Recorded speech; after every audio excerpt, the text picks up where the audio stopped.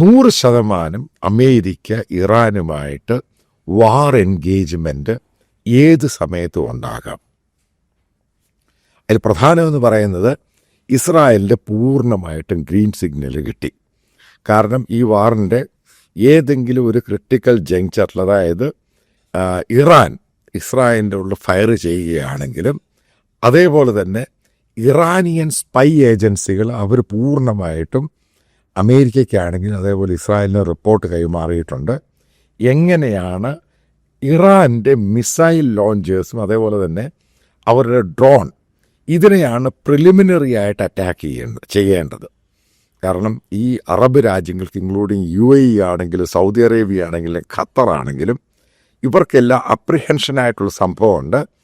ഈ ഇറാൻ്റെ hypersonic missile എന്നവർ ക്ലെയിം ചെയ്യുന്നു. അതേപോലെ തന്നെ അവരുടെ മിസൈൽ സിസ്റ്റം ഇത് ഈ പറയുന്ന രാജ്യങ്ങളിൽ വന്നു കഴിഞ്ഞാൽ അത് ഈ രാജ്യങ്ങളെ ബാധിക്കും. അതിനെ എങ്ങനെ പ്രിവെൻറ്റ് ചെയ്യണം? അതേപോലെ തന്നെ ഈ മിസൈൽ ലോഞ്ചറിൽ നിന്ന് പോകുന്ന മിസൈലുകൾ ഇസ്രായേലിലോ അതേപോലെ അമേരിക്കൻ ബേസിലോ എത്താതിരിക്കാൻ വേണ്ടി ഏത് രീതിയിലുള്ള പ്രതിരോധ സംവിധാനം, എയർ ഡിഫൻസ് സിസ്റ്റം ആയിരിക്കും ഉപയോഗിക്കുന്നത് മനസ്സിലാക്കുക. ഈ ഗൾഫ് വാറിന് ശേഷം, കാരണം ഗൾഫ് വാറിൽ ഉണ്ടാകാത്ത രീതിയിലുള്ള വലിയ സേനാ വിന്യാസമാണ് അമേരിക്കൻ പടക്കപ്പൽ, അതായത് USS എബ്രഹാം ലിങ്കൻ, അതേപോലെ നെമിറ്റ്സ്, അങ്ങനെ പല വാർഷിപ്പുകൾ മാത്രമൊന്നുമല്ല, അമേരിക്കൻ ഫൈറ്റർ എയർക്രാഫ്റ്റിൻ്റെ വലിയ വിന്യാസം അവരുടെ ബേസുകളിലൊക്കെ നടത്തിയിട്ടുണ്ട്. ഏകദേശം 1.5-2 മാസം എടുത്തുള്ള പ്രിപ്പറേഷനാണ്.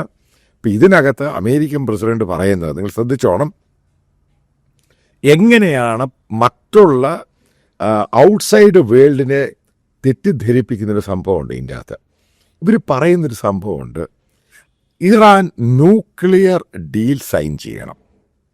ഇറാൻ ഇത് ന്യൂക്ലിയർ ഡീലല്ല ഇതിൻ്റെ അകത്ത് പ്രധാനമായിട്ട് ഇഷ്യൂ എന്ന് പറയുന്നത് അമേരിക്ക ഉദ്ദേശിച്ചിരിക്കുന്നത്. അമേരിക്ക ഉദ്ദേശിച്ചിരിക്കുന്നത് ഇപ്പോൾ അവിടെ ഭരിക്കുന്ന റെജീമിനെ, അതായത് അയത്തുള്ള അലി ഖമൈനി, ഇവരെല്ലാം പുറത്താകണം. ഇവരുദ്ദേശിക്കുന്ന റാസ അൽ പലാവി അയാൾ വരണം, അല്ലെങ്കിൽ ഇവരുടെ ഒരു പപ്പറ്റായിട്ടുള്ള ഒരാൾ ഇറാനിൽ വരണം. ഇത് തന്നെ ഉദ്ദേശം.